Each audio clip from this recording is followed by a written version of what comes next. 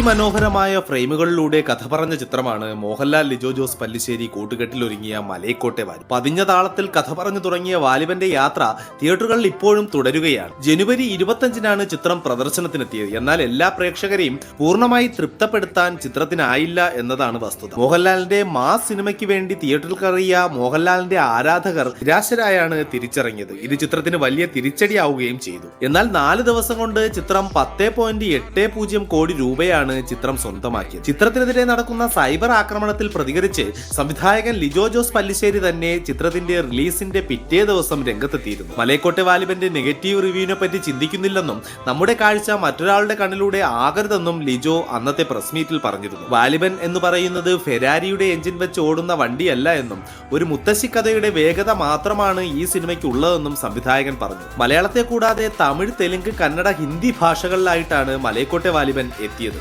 ആദ്യ ദിവസത്തെ സമ്മിശ്ര പ്രതികരണത്തിന് ശേഷം 2ാം ദിവസം മുതൽ ചിത്രത്തിന് വലിയ രീതിയിലുള്ള പ്രശംസയാണ് നേടിക്കൊണ്ടിരിക്കുന്നത്. സമൂഹ മാധ്യമത്തിലെ പ്രധാന ചർച്ചാ വിഷയം മലൈക്കോട്ടെ വാലിബൻ തന്നെയാണ് ഇപ്പോൾ.